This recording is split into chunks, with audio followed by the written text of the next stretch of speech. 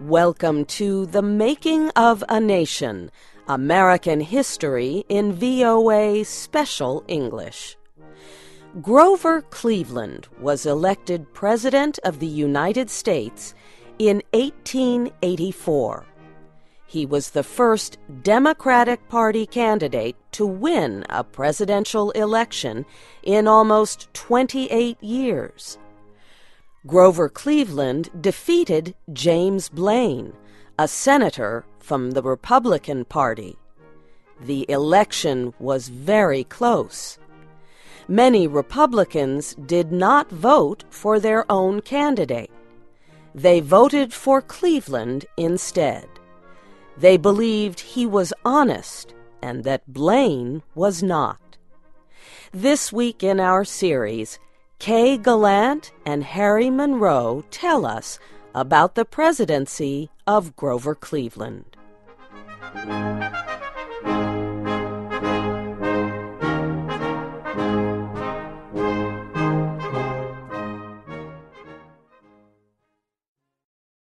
Cleveland began his administration by announcing that he would reduce waste in the government.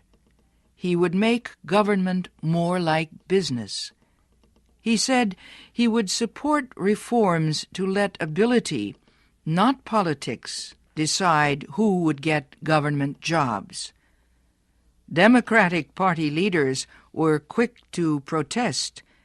They explained to Cleveland that the party owed jobs to those who had worked for his victory. Cleveland had to compromise. He permitted about 80,000 government jobs to be taken from Republicans and given to Democrats. This left 12,000 jobs. These would be given to people who did the best on government examinations. Cleveland's decision angered Republican reformers who had voted for him. They accused him of surrendering to the leaders of the Democratic Party. On other issues, however, Cleveland refused to compromise. He opposed government economic aid to any industrial group. He vetoed a bill giving aid to farmers whose crops had failed. And he vetoed another bill giving more money to men who had served as soldiers during America's Civil War of the 1860s. The president also showed his independence by investigating gifts of public land that the government had made to the railroad, wood, and cattle industries. He found that many of these land grants were made illegally.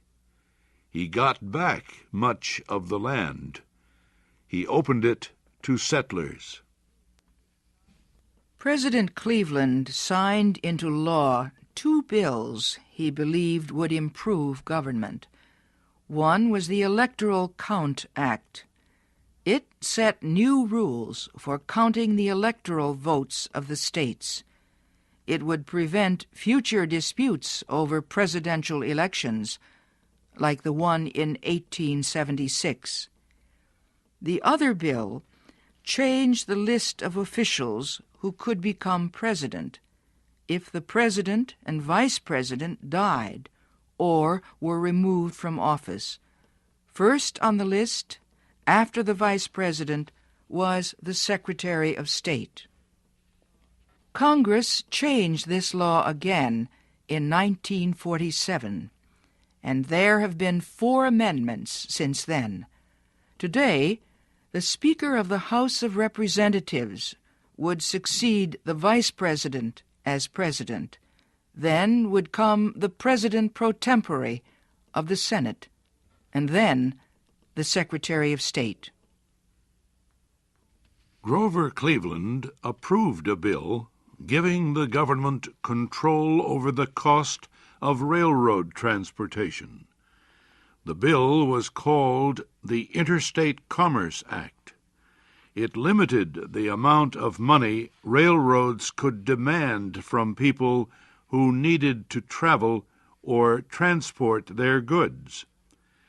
The law established the idea that the government could control industries when necessary for the public good.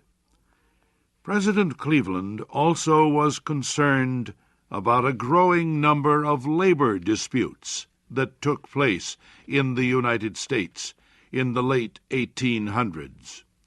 He proposed that Congress create a labor committee to help settle the disputes.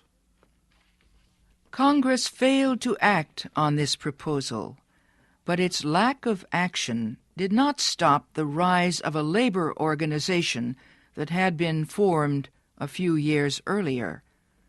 The group soon would become the most important labor union in the United States.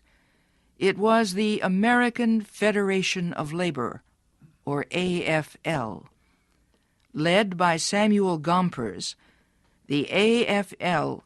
was different from earlier labor groups.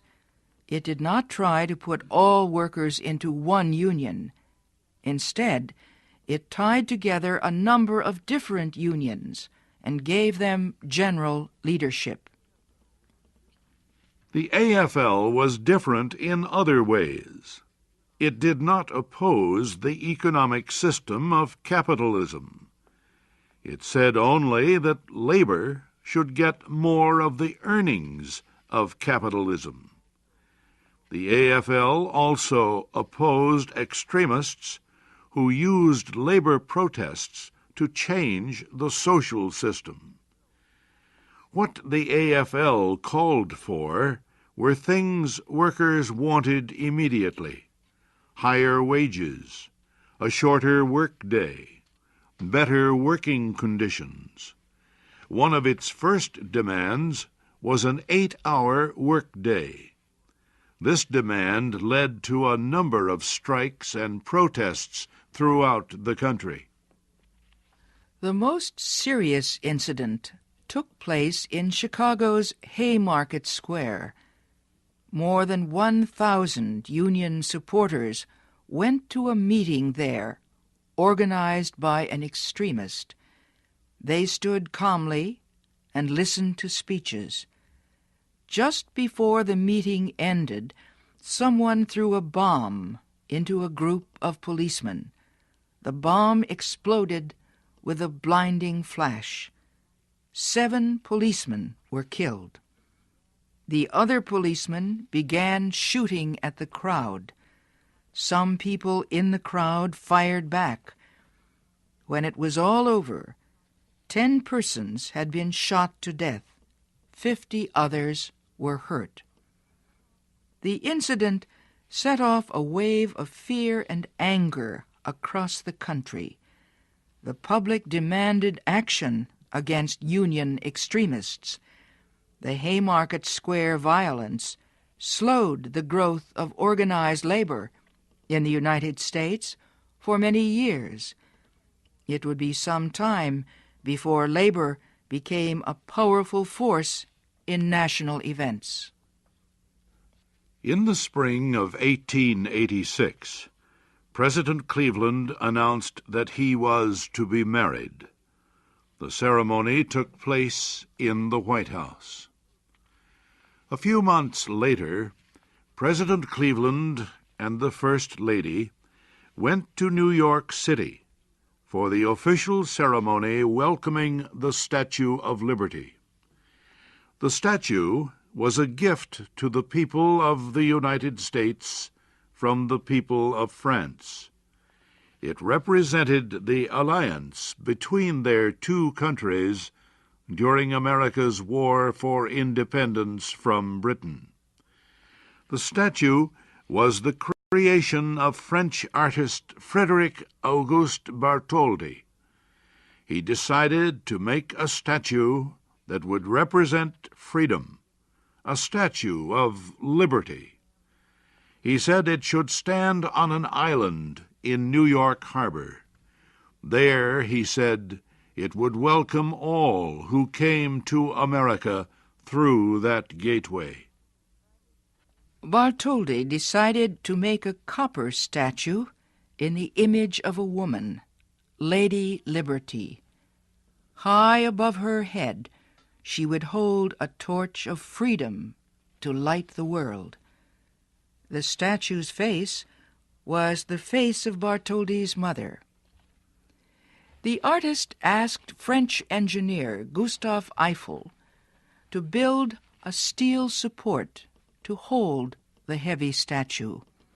Eiffel was the man who later built the Eiffel Tower in Paris. The statue was built in France. Then the pieces were sent across the Atlantic Ocean. It was rebuilt in New York.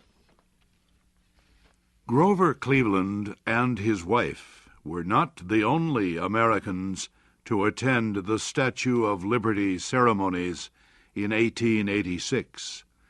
Thousands of people crowded onto ships in the harbor to watch the great event. Thousands of others crowded the shorelines around the harbor. Everyone cheered wildly when a signal was given and a huge cloth fell from the statue. Lady Liberty stood holding her torch high for freedom. Under her feet were the broken chains of tyranny. Below the statue was a poem.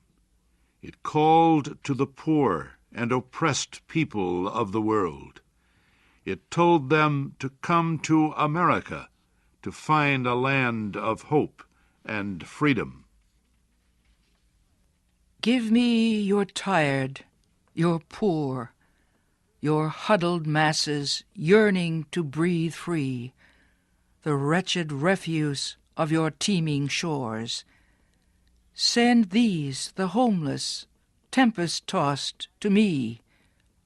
I lift my lamp beside the golden door. The Statue of Liberty was a great success. It was one of the great engineering wonders of its time, and it filled Americans with pride in their tradition of freedom and openness to people from all lands. We will continue our story next week.